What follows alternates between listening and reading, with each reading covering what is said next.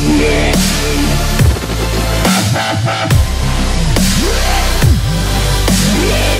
the wake of the Department of Justice charging a North Korean computer programmer with crimes related to various cybersecurity cases, one thing seems to be agreed upon: the chances of Park Jin Hyok seeing an American courtroom are slim.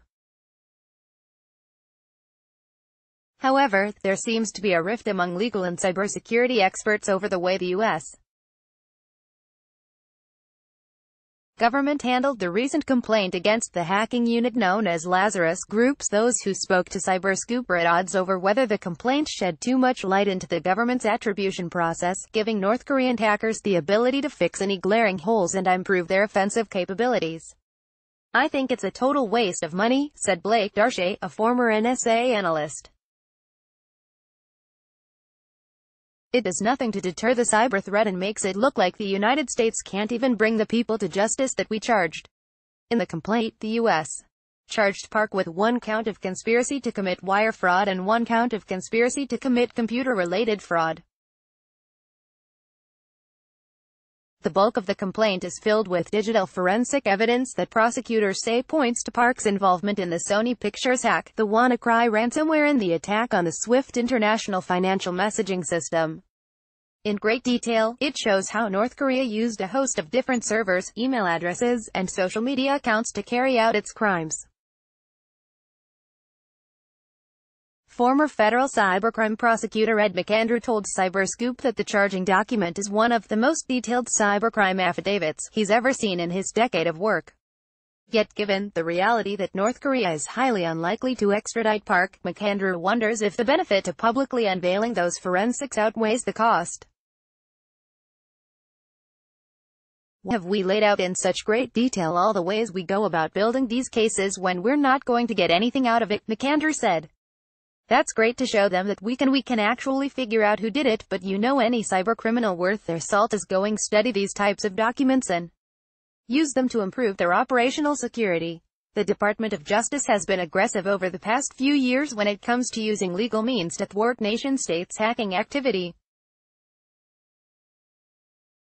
Since 2014, the DOJ has indicted or charged people tied to either Russia, China, or Iran for computer-related crimes. Additionally, U.S. law enforcement has been forcefully extraditing individuals tied to bigger cybercrime groups.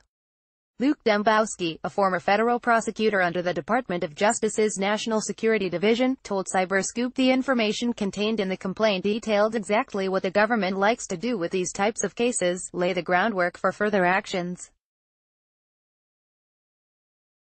By including this much detail, the department is trying to fend off any doubts about the strength of the case, particularly where the primary goals are to call out publicly who was behind the attack, build support for multilateral sanctions and other alternative relief, and deter others from these kinds of actions, Dembowski said. In such cases, particularly where the chances of arrest are remote, the benefits of revealing specific evidence pointing to the defendant sometimes outweigh the risk of giving away evidence. That lack of a forthcoming arrest adds to the confusion for McAndrew, based on the way the Justice Department charged Park.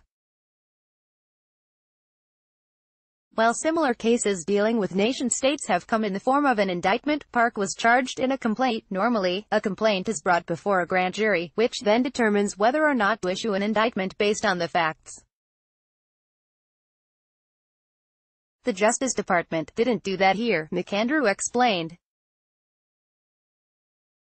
"The reason you don't normally do it is because somebody's either under arrest or there is about to be an arrest, and you don't have time to go to the grand jury and present evidence, considering that Park would only be arrested if either the North Korean regime extradited him or he was detained by another country." McAndrew said the process has been odd when compared to similar cases dealing with U.S. cyber adversaries. "What's the rush here?" McAndrew said. "We're 4 years down the road from the Sony attack. This guy's never getting arrested. The charges happened on a random Thursday in September. Why now? I've never seen it done like this before." John Carlin, former Assistant Attorney General for the DOJ's National Security Division, told CyberScoop that while the complaint does reveal a lot of forensic evidence, its thoroughness ultimately will force North Korea to expend more time, effort and resources to launch similar attacks. If they have to use higher-end capabilities to target an adversary, then they're going to be more discriminating over who they target, he said. That allows the U.S. to focus more on their high-value targets in terms of defending them. Carlin said that in past cases, such as those against Russian hackers or the Chinese actors working for the People's Liberation Army, behaviors did change despite the U.S. government's inability to arrest everyone involved. It knocks down the scale of activity, which also makes it a more manageable problem to solve, he told CyberScoop. Darshay, who now runs private cybersecurity company Area 1, thinks there is a different way to solve the problem. I think the most effective deterrent strategy is offensive counter-deterrent, he said. The North Koreans hacked Sony, so we hack something and knock over something else in their country. This is the tit-for-tat cyber battle that's necessary to win this war. Blake Darsh, Cybercrime, DOJ, Ed McAndrew, International, John Carlin, Lazarus Group's Legal, Luke Dembowski, North Korea, NSA, Park Jin Hyok.